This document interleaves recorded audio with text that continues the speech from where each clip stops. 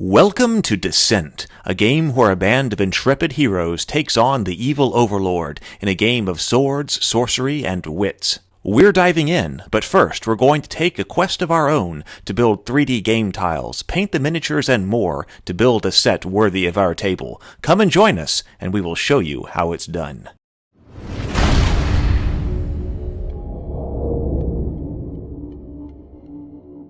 Hello, I'm Heath. I'm Megan. And we have a new game today. This is Descent, Journeys in the Dark. And I picked this up because I heard on Twitter that somebody told me that this is the rightful heir to HeroQuest. And HeroQuest is one of our favorite family games. We've played tons so of that. many. And so I was like, well, that's interesting. To me, HeroQuest is kind of big shoes to fill, but I went ahead and got it because I was like, well, maybe it does. We'll see. So we played a test game with it, kind of learned the rules, and now we want to improve the game so we have an even better setup. I can think of a couple of different ways to do these, to improve these. Yep.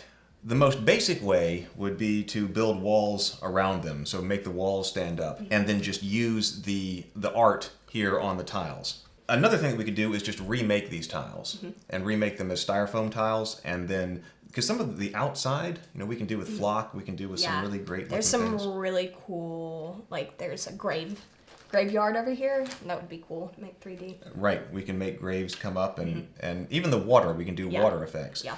We'll have a lot more flexibility in that if we make them out of styrofoam. Another thing that if we remake them, we want to make them larger, because sometimes I felt when we tested this game that we were a little bit cramped. It's kind of a small There's area. a lot that gets on the board sometimes, and especially if you have a giant dragon in there, I feel like expanding it. And then when we do our dungeon tiles for RPGs, we're going to do them based on 1 1/4 of an inch squares instead of just 1 inch. So if we go to all the trouble of remaking these, I think we need to make them larger. So we've got 1 1/4 inch squares, and then that way they'll fit with our classic dungeon tiles. Yeah. What do you think?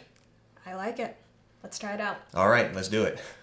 So we made all of the tiles out of 1/2 inch foam. And one thing that we wanted to do was make them larger. The Descent squares are just 1 inch. A little small for the miniatures that we had. And a lot of miniatures are larger anyway if we want to use these for something else. So all of our basic dungeon tiles are based on 1 1/4 inch squares. So we selected all the tiles that we need and then calculated their size if they are 1 1/4 inch squares instead of 1 inch squares, and then cut that. And then next we painted it up with Mod Podge just to make sure everything was coated. And this was an especially important step because that brown was going to be seen. Yes, yes. So it had to be thick and had to be solid. Brown. Right, had to be brown, because this is the outside too. Yeah. We're doing this for the outside because we're trying to use a technique here where you'll see that brown in order to separate the squares.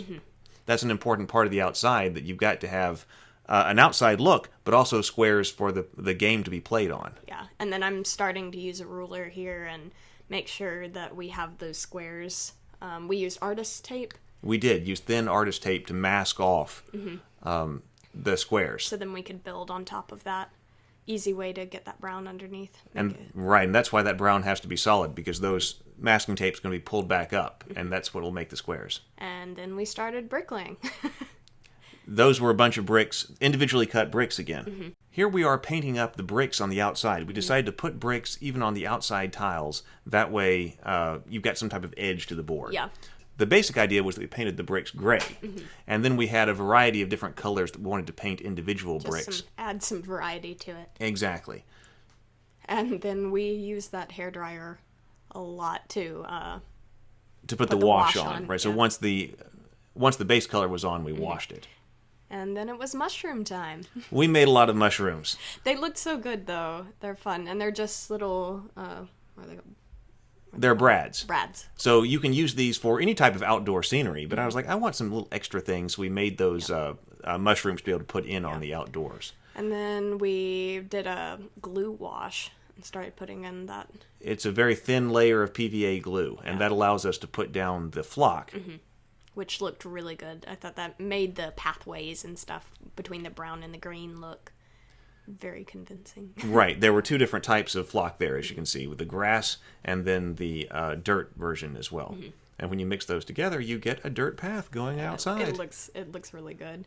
And then we started pulling up the artist tape that I had put down earlier, and then that made the really nice grid look to it. It made a very sharp grid.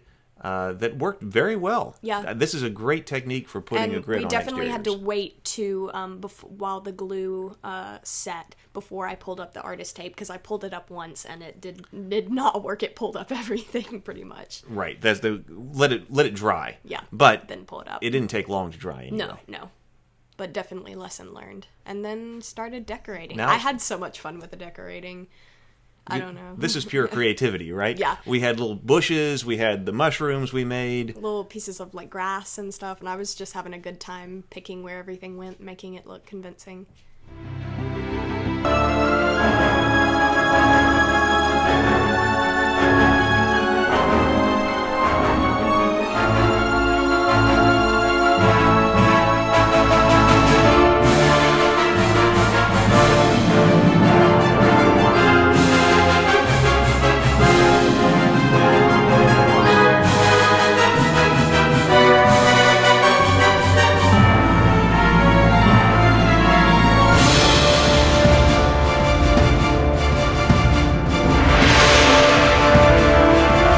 I love this setup. I'm really proud of this, y'all. I think this could be one of my favorite things that we've done. Yeah. Because I've never seen anybody use a technique like this to do outside gridded areas. Yeah, it looks incredible. We learned a lot, and it came out extremely well. Yeah. So, and plus you can use this not only for descent, but a whole bunch of other things too. Whatever, yeah. I'm looking forward to using it for setting up RPGs and things outside as well. All of the techniques we learned, I think we'll be able to use on anything, really.